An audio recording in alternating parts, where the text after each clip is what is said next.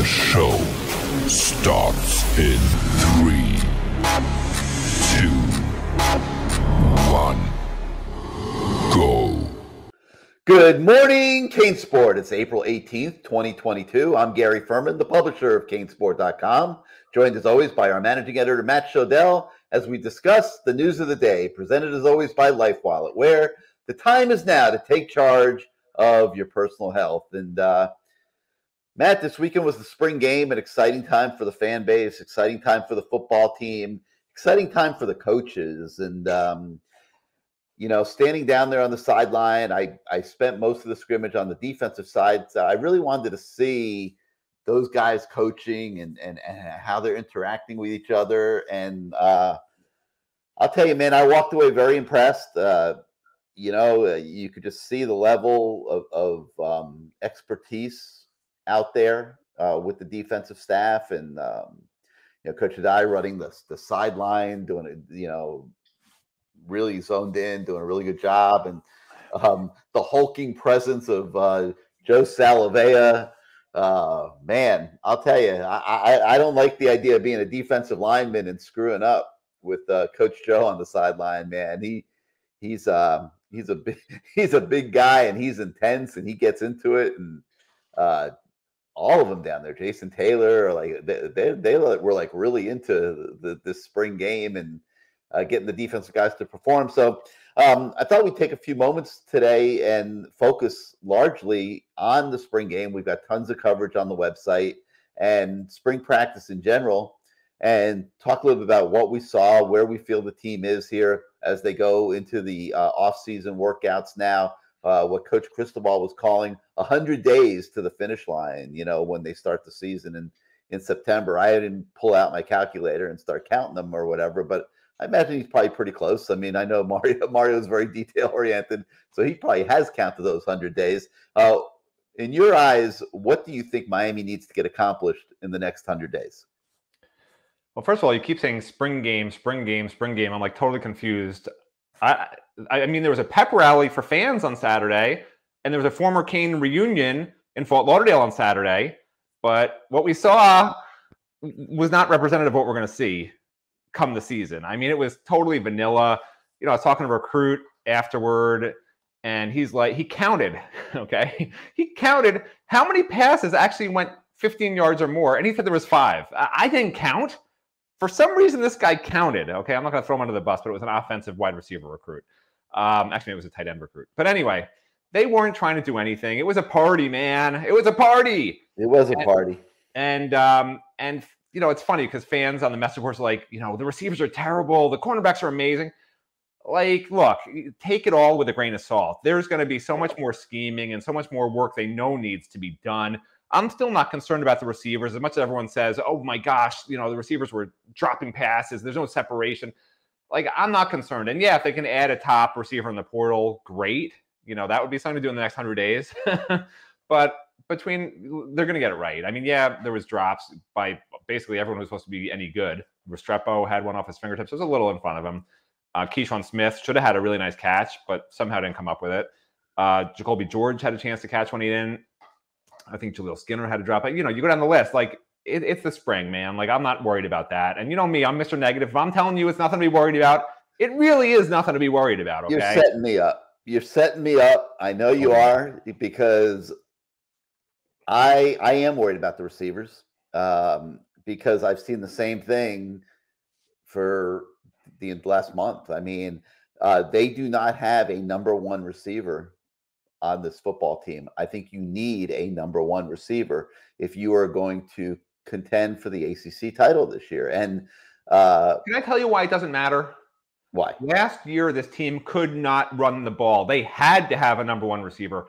They're going to have just from what I saw yesterday, they only ran right up the middle every single time. And it's not like the defense was like, oh, wait, maybe they're going to run something different this time.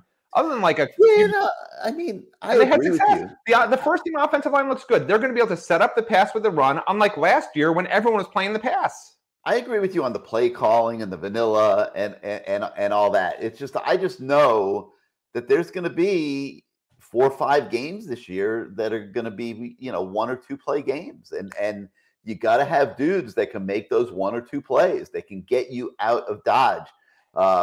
You know, when you're on the road at a Georgia Tech and they're playing the game of their lives, or, you know, you're on the road at Virginia, or, you know, wherever it might be, and you're playing an opponent that's playing very, very well that day, that has done a good job themselves because they have coaches too, and you're in a tight game in the fourth quarter, and the game is going to be determined in the fourth quarter.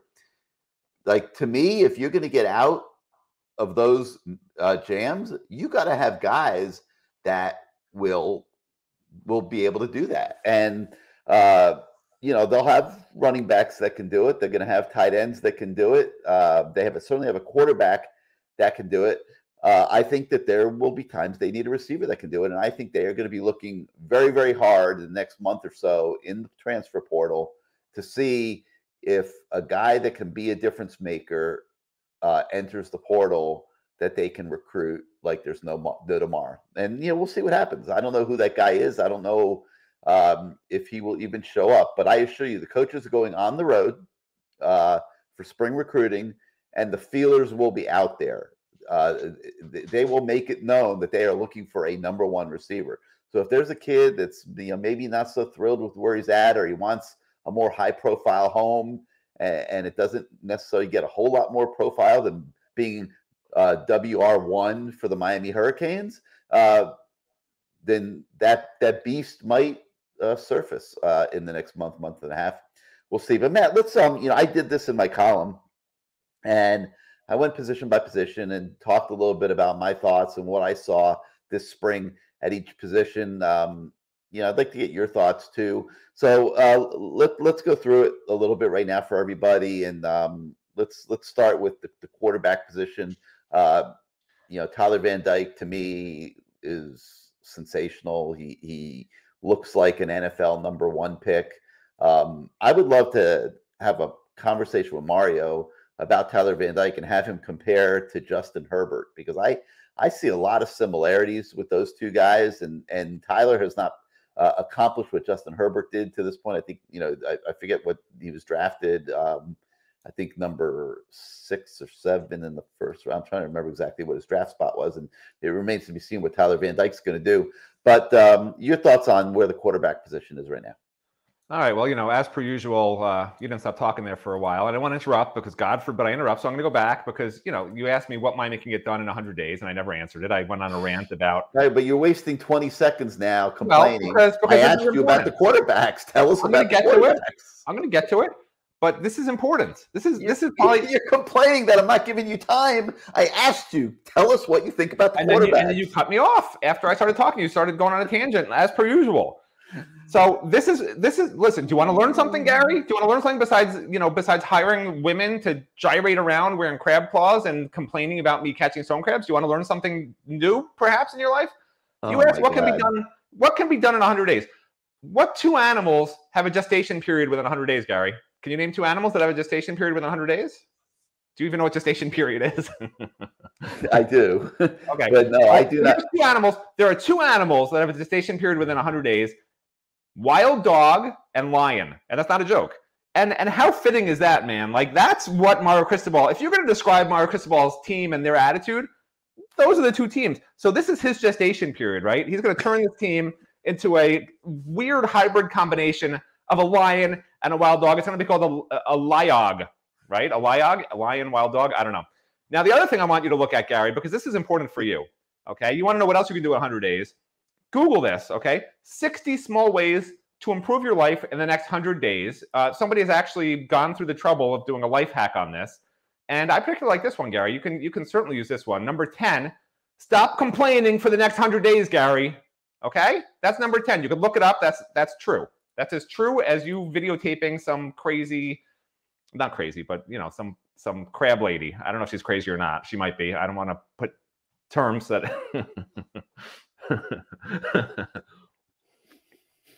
That's great. All right, we've seen that before. You tell us when you're ready to talk about the quarterback. Listen, my wife thinks that's a Seder plate. Is that a Seder plate? Because why would they do that on the eve of Passover, by the way? You know, why would you hire this lady to do that on the eve of Passover and put on a Passover plate? I don't think that's appropriate, personally. Are you ready to talk about the quarterbacks? All right, it's simple. Tyler Van Dyke's great. Next question. What do you think of Jake Garcia and Ja'Cory Brown this spring? So Ja'Cory Brown was obviously nervous. Very hard to get a gauge on him because we didn't really see him do a lot. The first 2 to 3 weeks of spring practice, including the vacation, you can do 3 weeks. So the first 3 weeks of spring practice, they didn't even let him do 11 on 11. Didn't even like it would be his turn. They would run 4 guys off the field. It would turn into a 7-on-7 with no pass rush. Okay, because he didn't know what the hell was going on. So it was nice to at least see him get some reps here and there in the spring game. And yeah, he sailed his first pass 20 yards over the receiver's head. He was a little excited. But Ja'Cory's nowhere near ready. That's okay. He's a great athlete. He's got a great arm. His mechanics need some work, but he'll get there. He's going to be really good. Jake Garcia.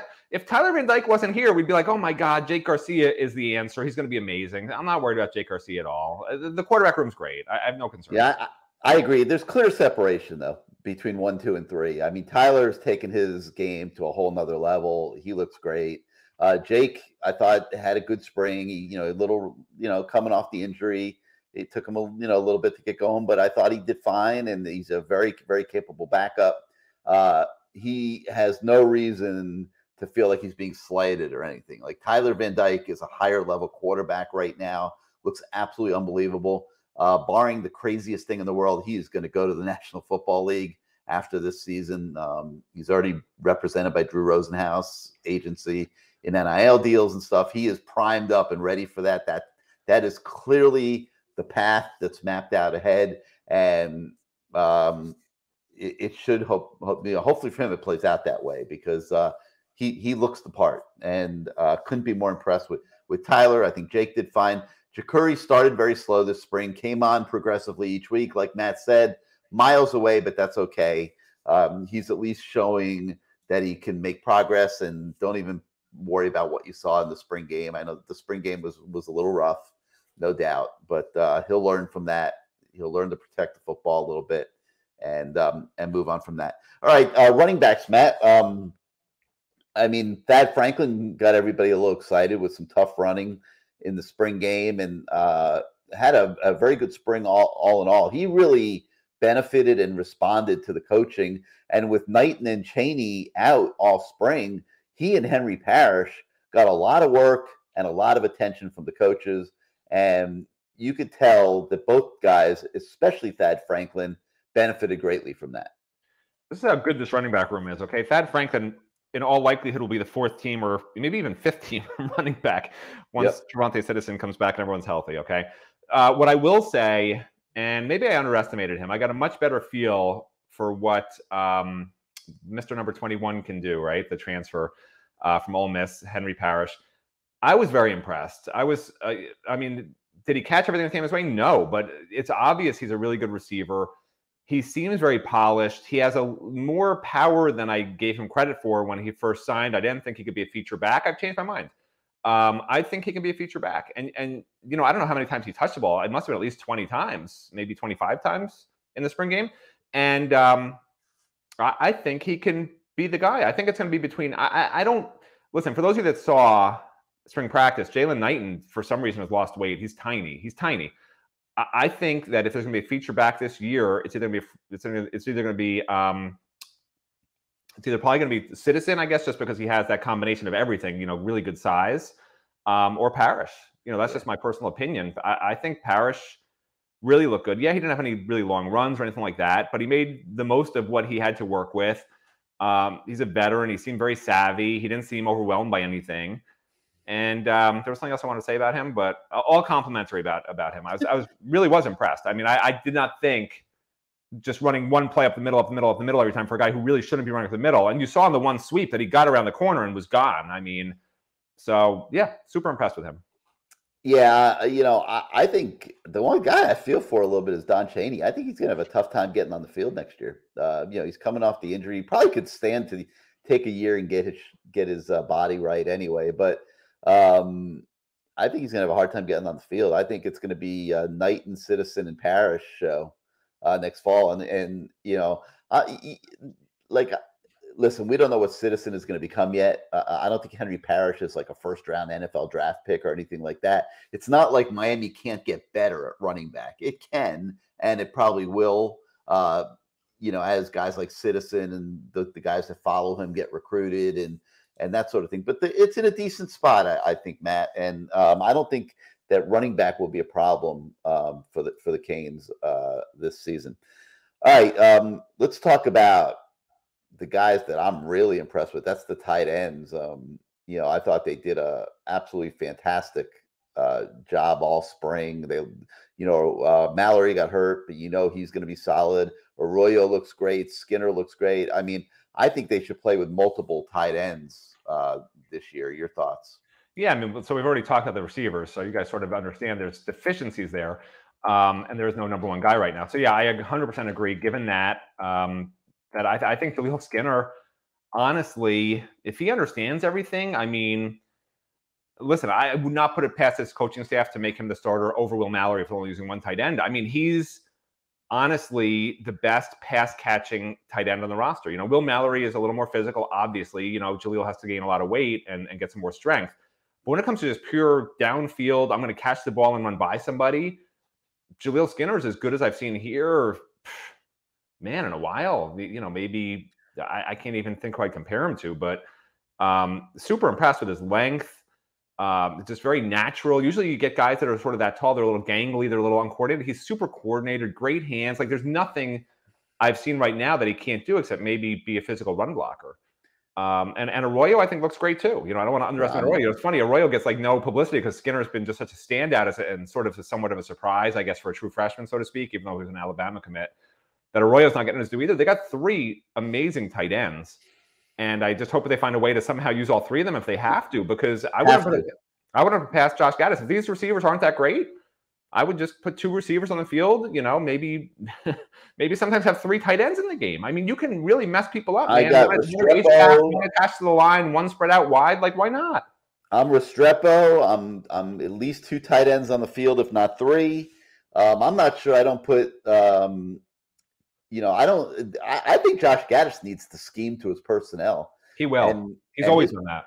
And his personnel right now is 3 elite tight ends and a slot receiver that he knows he can count on, and running backs that he can use in the passing game. And that's a lot of weapons, folks. I mean, but I'm not like casting my lot right now with the rest of the receiver room until they decide that they're going to step up. It's like, here's what bothered me, Matt. Forget like ability levels and all that. Here's what bothered me. I'm watching really all spring, and it reminded me of when I used to watch Mike Harley when he was early in his career. Like, you would watch practice, and Mike Harley was so clearly working harder than everybody at that position. And there's a reason why Mike Harley, for the last 2 years of his career, rose up and caught 1 million balls and had a pretty nice career at the U. It was because he willed himself to be good, and he worked for it, and he kept making himself better. The thing that bothered me as much as anything at the spring game and everywhere else this spring was like Xavier Restrepo is just standing out way too much.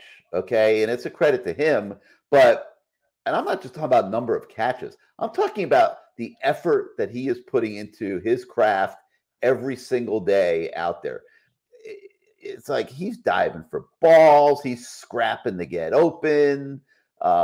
We're seeing an effort level in my eye, and I apologize to anybody else if I'm not right, but to my eye, he's working a lot harder, and he cares a lot more than some of the guys at his position, and that's what's got to change. And those guys, I wrote in my column that they need to install a mirror in the receiver room, and it's harsh, but they do, because those guys, a lot of those guys have physical tools and ability. And they should be performing at a much higher level than what they are. Frank Latson, Jacoby George, Keyshawn Smith, those 3 guys in particular should be really good college. They have to make themselves that. And, Mario Cristobal alluded to it after the spring game. I mean, he said he's very direct and pointed, and I'm sure that a lot of his message is directed at those guys. He needs them to be better than what they are right now. And they can be, but they have to work for it. Yeah, there's only one Liog at wide receiver right now, and that's Restrepo. Green beans are green. I agree. Liog, lion, wild dog, for those of you that don't remember from 35 minutes ago. Yeah, and like I said, to me, that's a problem. He shouldn't be standing out to the degree that he is, but he is, and he's doing great. And he will probably lead this team in receiving this year. All right, so the tight ends are awesome. Josh Gaddis needs to scheme with those guys big time. Got to believe that he will. Let's turn our attention next, Matt, I guess, to the offensive line. And, obviously was a big question mark coming into the spring. I think we saw progress there. I think those guys look more physical. I think they're being coached at an elite level. Before the spring game, we saw Mario Cristobal jumping in there and working with those guys. He loves working with the O-line, and he loves going back to his roots. And I think we're seeing progress up front with the first team.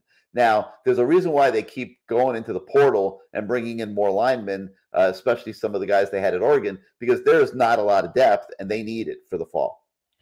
It's impossible to say how. Look. Obviously, the first team O line is way better than the second team O line because you see some of the first team defensive linemen going to the second team defensive line, and they're just having way more success with the second team D line than they are with the first team D line.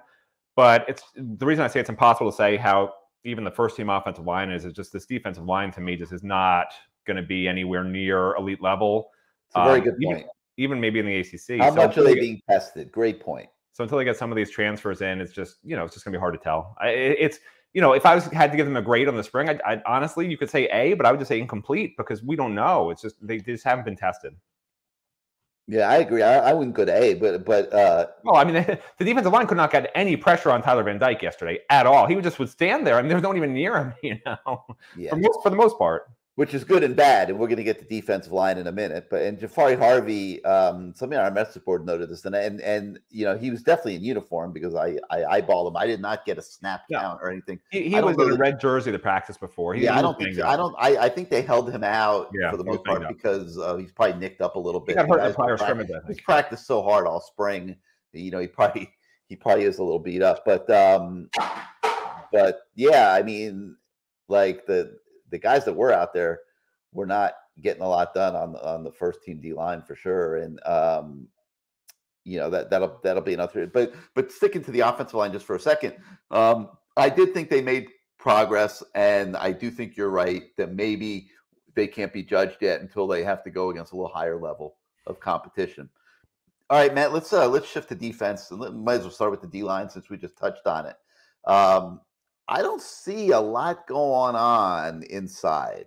I think it's a little bit of a concern. I was hoping Leonard Taylor would be a little bit more of a force at this point. I'm not sure he is. I'm not sure why, because I like the coaching that he is getting. Coach Joe looks to me like a really good defensive line coach. But Jordan Miller flashes every now and then, but I don't see a ton going on inside there. Your thoughts? No, I mean, when Jacob Lichtenstein's your best defensive lineman, he's basically coming in as, I guess, sort of expected to be sort of a part-time guy, rotation guy, yeah. So Leonard, this was not a great spring for Leonard Taylor. It wasn't a great spring for any defensive lineman, honestly, except maybe for Lichtenstein. And look at transfers coming in. I mean, Thomas Davis and Cyrus Moss standing out as the best defensive ends in the spring is not a good sign to me. Jahfari Harvey is the hardest worker. He never stood out to me, honestly. I know coaches were praising him like crazy, but again, we don't see everything, right, guys? Yeah, we didn't see all the lie to you and say, because the coach said Jahfari Harvey is amazing. We're not going to say he's amazing. Like, we didn't see it. Like, we watched. Jahfari Harvey is going to be a guy that's going to play a lot. There's no definitely play a lot, yeah. But will he start? I bet he doesn't start. We'll see. I don't know, because they've got those other two defensive ends coming in. It's going to be a real competition in the fall. There's no doubt about it. With the transfers coming at that position, Cyrus Moss badly. To me, I don't know that he'll get it, but he has a great motor. You could see the effort. He's going to be great, but he needs to put on so much weight. I mean, you look at him. There's just. He's real thin. He can pass rush, but in the run game, he's going to be a disaster. I mean, I'm not sure that I wouldn't give him a red shirt year. I mean, he'll be a third down specialist. He'll be he's a good pass rusher. And he's got that length. I mean, I think they could use. I think he will help right away. I would not in this day and age. You don't redshirt any guy that can help you, and I think he can help you right away. Yeah. I don't know, man. He's so rail thin. If these transfers come through and can be really good players. I mean, Mitchell Agood for one. I mean, he looks the part. I mean, he looks like a big time football player, and he carries himself like a big time football player. We'll have to see if he shapes up like a big time football player. But they're gonna have to find pass rush somewhere.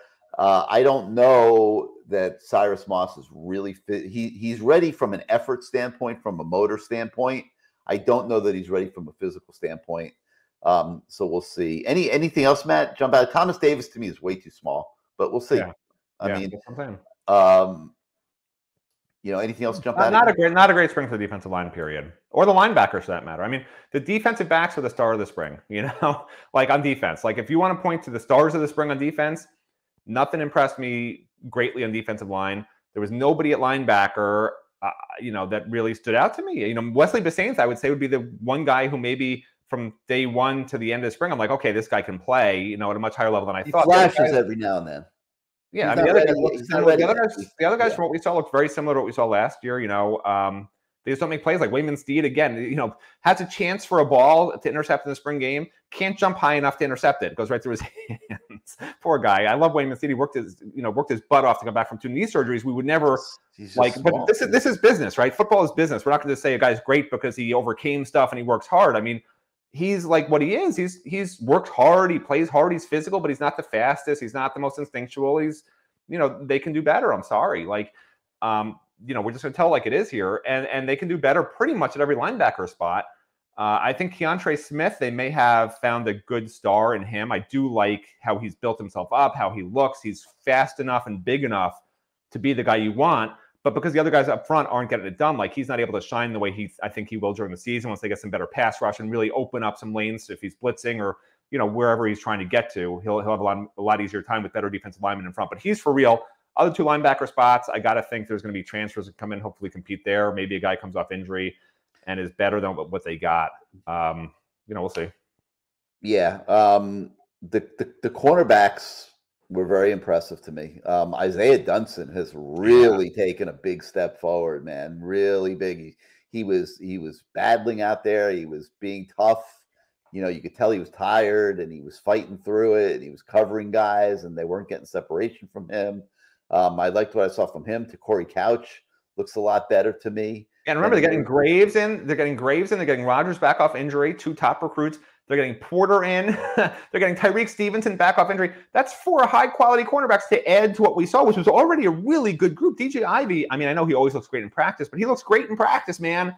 Al Blades looks great in practice. One of the hardest workers you'll ever see. Like you said, Dunson stepping up. Poor Marcus Clark, like he looks like he's better than last year, and he was good last year. But Corey Couch has stepped up. Like something's got to give. That's why Marcus Clark is thinking about going to the transfer portal. Yeah, but he's really good too. They got too many. It's a good problem to have. They have too many good cornerbacks, really good safeties. This secondary is outstanding. And once they get a couple of really good defensive line transfers in that are probably going to come in addition to what they already got committed, I mean, if Leonard Taylor can step up, if they can get another guy on the inside, honestly, they're getting the defensive ends they need. But if they need another guy on the inside, I think I don't think Antonio Moultrie is going to be the guy when he comes back off injury. They're like, oh, now we're awesome. Like, I don't think so. But if they can find maybe one more defensive tackle, a linebacker transfer, I think they're going to wind up getting, and they'll be off to the races. Like this could be a really good linebacker. I think they need one more if they can. Yeah, they're gonna get one at least, maybe 2. So yeah. All right, so that gives you guys an idea of what where we think the team's at coming out of spring practice. There's potential there, but there's still a lot of work to do and still some pieces that need to be found. So we'll continue to monitor that, obviously, moving forward. All right, let's talk about a few other things on the website. A ton of recruits passed through this weekend. We've got updates on a lot of them. Took an extra close look at Dante Moore, the 5-star quarterback from Detroit, who passed through this weekend, was interested in Miami. I think Dante Moore is interested in where's the best, landing spot that's going to, I think they understand that he's a quarterback and the quarterbacks are getting NIL deals. And, I think that they're doing their due diligence and going to a lot of places and figuring it out.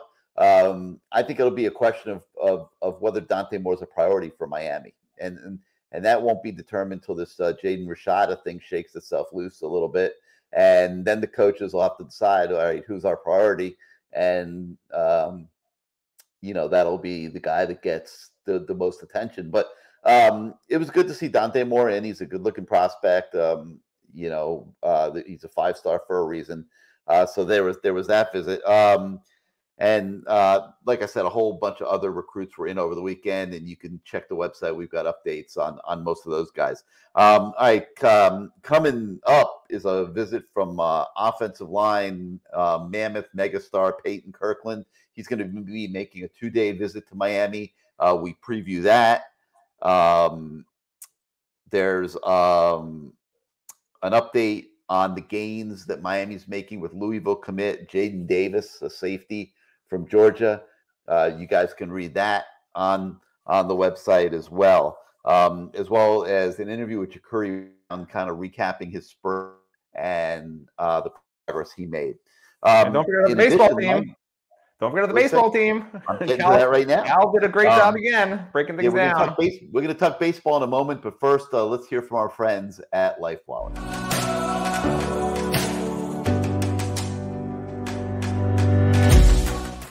Focus on your self-love.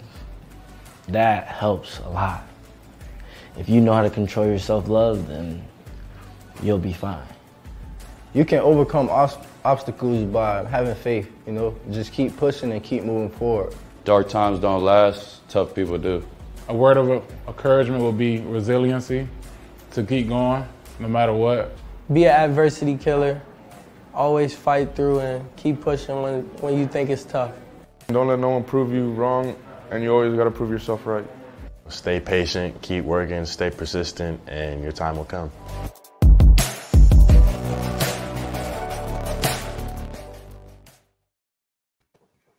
There's a reason why I picked that commercial for today. That's because we're getting ready to talk about the baseball team,